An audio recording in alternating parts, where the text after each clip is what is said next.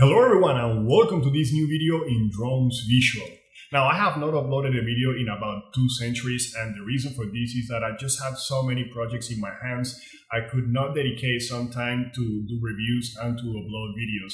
Probably some of you know that reviews, especially the detailed reviews, which is a little bit my style, take a very long time. They're quite time consuming, and for this reason I could not really find any time to upload again. However, the RC hobby has always had a very special place in my heart, and I always intended to upload videos and continuing my reviews when it comes to RC technology and stuff like that. So that's why I decided, now that I have a little bit more time, to try and go ahead and get this channel restarted. I'm not sure how it's gonna go. Perhaps some of you obviously have forgotten me already. It's been ages again since I've uploaded the last time. Also, it's probably the first time that you actually see me. It's not my style to appear in the videos because, again, the videos that I do tend to focus more on the product and not on my persona per se. But nonetheless, I've decided to mix it up a little bit and also, appear every so often in the videos, at least for a type of introduction, and especially now because I guess I owe so many of you an explanation of why I've been gone for such a long time. And probably some of you know me already. I have a very close relationship with Banggood, of course, and hopefully this is something that I must disclose, obviously, before doing any reviews and showing you any products, is my, close relationship with Banggood, okay? But nonetheless, I hope that doesn't get in the way of me doing a particularly unbiased review of the many products. And of course, there will be other reviewers and other people that are doing reviews of the same products. So you can, of course, go ahead and compare those reviews to make sure I'm being objective, to make sure I'm not not having that sort of bias towards trying just to sell you the product or anything like that. But anyways, let's go ahead and get started with the product that we have right here today. I was pretty excited to get this product. Probably many of you know it. It's a tiny little FPV screen made by Eachine. It's called Moonlight, I believe. And the cool thing about this is that, again, it's going to be a very, very nice product for those of you that are actually getting started in the FPV hobby. Now, at the beginning, when I got this screen, I thought it was a little bit small indeed. But I think it's kind of manufactured or made to be placed on your transmitter, to have it on the go, something like that. I think many of you would obviously prefer a little bit larger screens, and probably many of you are also using FPV goggles now. I mean, those of you that have been in the hobby for a while, I guess you're not necessarily using FPV screens that often. I know some people have a little bit of issues with FPV goggles, and perhaps, it might also be suitable for you. But I think people, as they move get deeper into the hobby, they tend to, switch and start using FPV goggles. However, if you're getting started, this could be a nice item. And, obviously, those of you that may have some issues, I know some people that get a little bit dizzy wearing FPV goggles, or, they don't see well.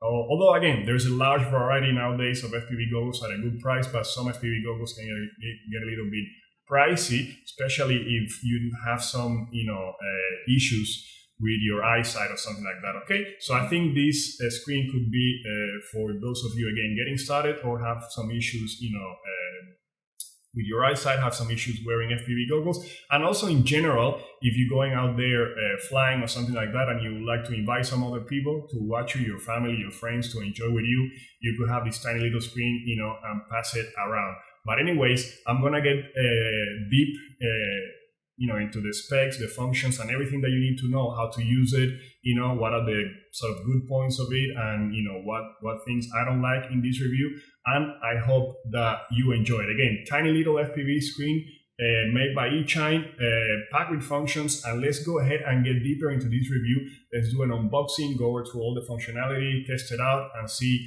how good it is. All right, so let's go ahead and do that. Okay, let's now take a look at what comes included with the box. First, we can see the instructions manual. The manual is explicit enough, however, it only comes in English. This should not be a really big deal nowadays, as you can use a translator app, just like Google Translate, and pretty much translate it into any language. Next, we can see the screen itself is rather tiny and properly packed. The screen also comes with a protector that is made of plastic, and it feels pretty light. It also has a protective cover on the front of the screen to prevent any scratches, and of course you can peel it off before using it. If we continue examining the contents of the box, Here at the bottom, we have a group of accessories. Let me go ahead and take them out of the box and show them to you one by one.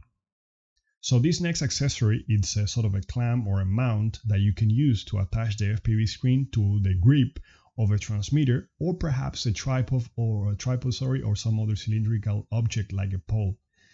It may attach easier to some transmitters than others depending on the width of the grip of your transmitter. So for some others, you may need a little bit of an adaptation like a foam or a plastic. With some other transmitters with a thicker grip, it will pretty much attach right away. If we continue examining the contents of the box, we will see this tiny plastic bag with a few accessories. Let's go ahead and open it and check all that comes included with it. So here we have a couple of directional antennas. These are the standard sort of stock antennas that you usually get with FPV goggles or screen when you buy them. However, you can use your own antennas if you have them. Keep in mind that both antennas have an RPSMA female connector, just in case you're considering purchasing some new antennas for this screen. This right here is a video cable, is a 3.5 millimeter connector. And here is a classic RGB connector on the other side. The screen has an AV connector, so this 3.5 millimeter connector will basically connect there. We also get an XT male connector to be able to power the screen directly from a LiPo battery. You can use from 2S to 6S batteries to power the screen. Now let's take a closer look at the screen itself. The screen is made of a decent quality plastic. As you can see, has right here 4 screws that hold the rear section. Now in the rear section, I can't really see any ventilation ducts, so hopefully it won't overheat much during usage in hot days. On the right side, we will see a tiny orifice that can be used to reset the settings. Right under, there are 2 buttons to adjust the brightness of the screen. And then there's another button labeled CH+. This button will allow you to switch channels. Then you can see that other button that says Band Plus. This button will allow you to switch bands. Finally, right under the band button, or basically on top, depending on how you're holding the screen, there is a record button. Basically, that record button will initiate or stop the recording. Moving to the left side, we will see a USB connector that can take all the way from 5 to 23 volts. And included, there is a cable that will allow you to connect, like I showed you before, a LiPo battery to the screen directly. So you can use also a power bank if you have one and connect it via USB. It's up to you, a LiPo or a power bank. Next, you will see a slot for the memory card. This screen, like many other FPV screens and FPV goggles, uses micro SD cards to record footage. Finally, at the bottom, you will see an IV connector, and I believe this is an a video input. Now, if we go over the specs, as I already mentioned, the screen is not very heavy. It only weighs about 218 grams. That's not too far from the weight of many smartphone devices nowadays. They usually oscillate from 150 all the way to 240 grams. And this is pretty much like holding a rather wide smartphone in your hand, I would say. The display of this FPV screen is 5 inches and is made of IPS high luminance glass that is supposed to perform well even when trying to view it outdoors in very bright conditions. The resolution of the display is over 800 by 480 and it has a luminance of 1000 lux. The built-in receiver is a true diversity receiver, meaning that it has 2 physically distinguishable receivers for better reception. You'll be able to switch between 40 frequencies or channels, so that would be basically 5 bands and 8 channels, so you can pretty much alternate between those and get about 40 different frequencies. The capacity of the internal battery is of 4000 milliamps and it should give you around 3 hours of usage time. As I mentioned before, you'll be able to power this device directly from a LiPo battery, and the screen will be able to operate within a voltage range of 5 to 23 volts, so you can go all the way and use even 6S batteries. Now let's cover some of the important features or functions. So one nice function of the screen is the fact that it comes with a built-in DVR, and please keep in mind that the micro or micro SD cards to record your flights do not come included with the screen, okay? This device will also be able to take a micro SD card or a memory card, like I was saying before, of up to 64 GB. So that's the max that it can take. The DVR function will allow you to record in 3 different resolutions. The first resolution will be VGA, that will be 640 by 480. The second one, so-called D1, which basically will offer a resolution of 720 by 480. And the final one is the HD mode or option, which will allow you to record in 1280 by 720. The screen will also allow you to play back the recorded footage at different speeds, from regular speed, sorry, to all the way to 8 times faster. Okay, so you can pretty much do normal speed, or you can do 8 times faster. That's pretty cool if you have recorded a lot of footage, Another really cool feature is also, encountering many FPV screens, is the auto search function. Just by pressing one button, the device will do a scan through all the frequencies until it locates the strongest signal. Otherwise, you can manually do a search to find the right frequency. Now let's dive into the menu. When you turn on the screen initially, you'll be able to see a section. If you press the power button again, or if you tap the power button, you'll be able to see a menu. But if you don't press the menu option or the power button, you'll be able to see on the upper section, obviously, your frequency, the status of the battery, and useful information in a green sort of font, right, with a green font. But once you basically press the power button, you will see a menu. Now, before we jump into the menu, the buttons that are labeled on the side of the screen that are labeled B+ and B-, those are used to adjust the brightness. So pretty much, because this is such an important setting, you can adjust it directly using the button. So basically, pressing the B+ button will increase the brightness, and pressing the B- will decrease the brightness. Duh. Then to access the main menu, like I said before, you have to just tap once the power button. After having done this, you will see the menu on the left side of the screen, and you will see all the adjustments or options that you can adjust. What will be brightness? Then we have contrast, color, sharpness, blacklight, volume, video mode, record sound, basically whether you want to record sound or not, the video format, language, and finally a reset option.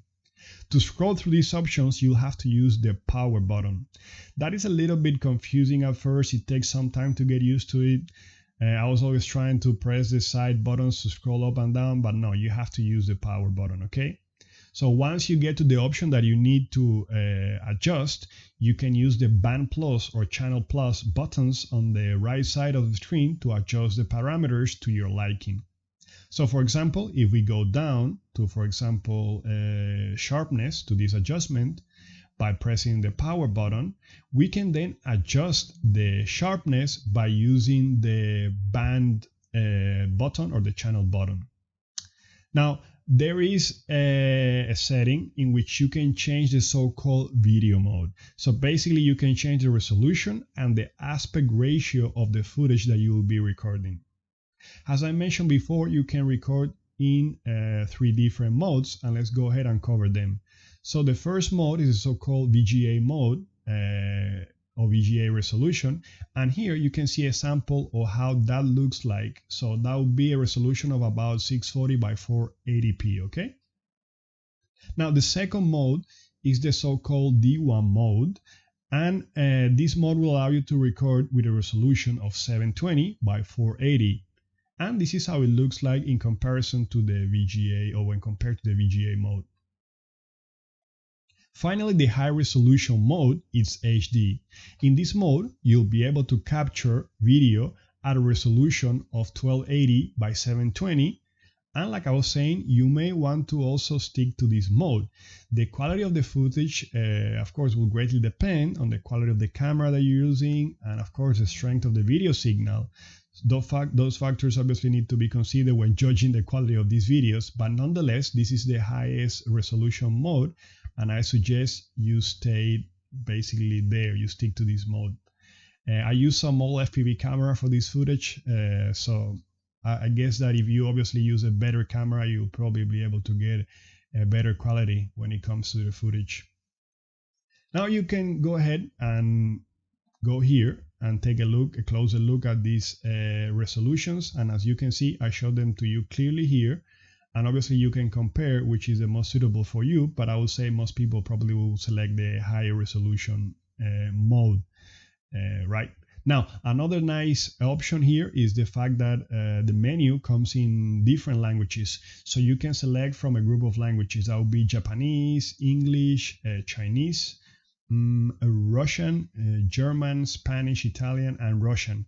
So there is a decent amount of languages, and I think that's going to be good news for many of you. Once you have recorded some footage, you can of course preview what you have recorded. To do this, you would again need to press the power button on the menu, and the menu will sort of display.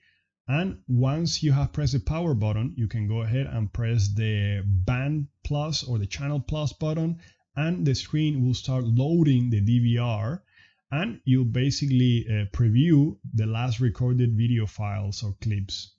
If you would like to play a file, just basically press the record button once. The record button once, and it will play. Otherwise, you can search the band plus or channel plus. Basically, you can use them to skip to the previous or the next clip, depending on which clip you want to watch. If you would like to delete a particular clip, you can do it by pressing the search button, and you will see a message asking you whether you would like to proceed. To proceed, just press the search button again, and the clip will be permanently deleted from your micro SD card.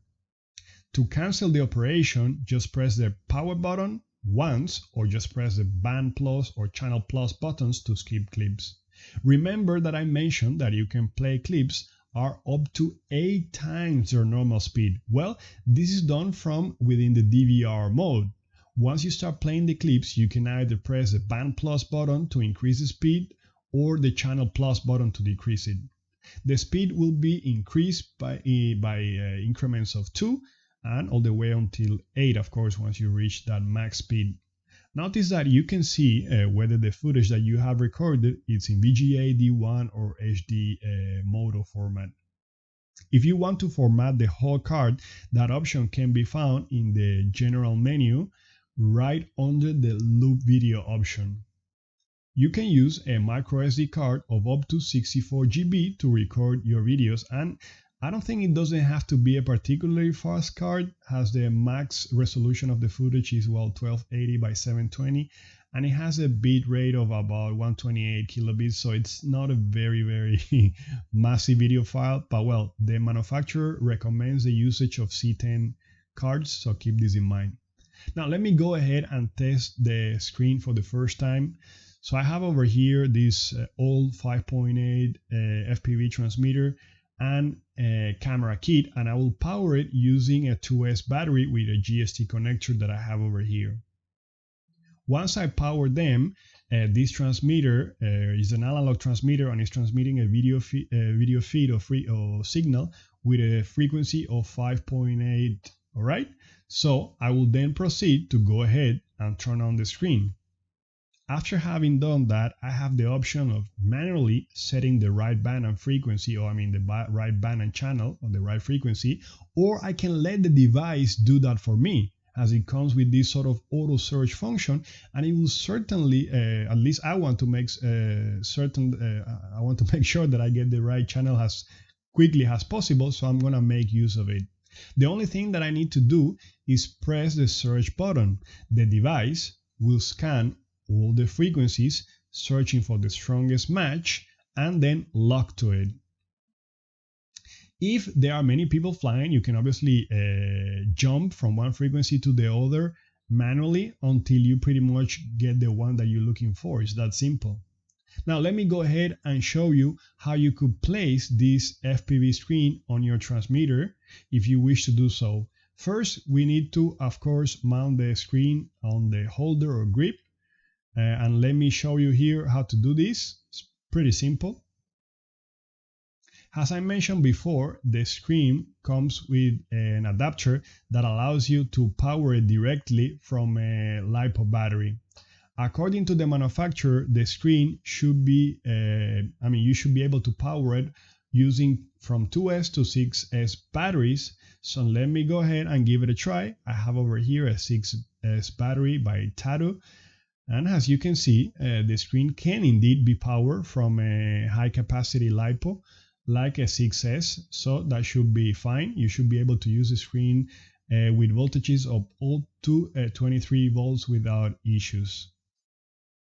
If you have a transmitter, like let's say a FlySky one, you can pretty much hook up directly the clamp to this transmitter and hold it steady right there. But if you have a transmitter, for example, like the ones from FlySky, that has a much slimmer grip, then you may need to add a little bit of foam or plastic component to fill the empty space between the clamp and the grip itself.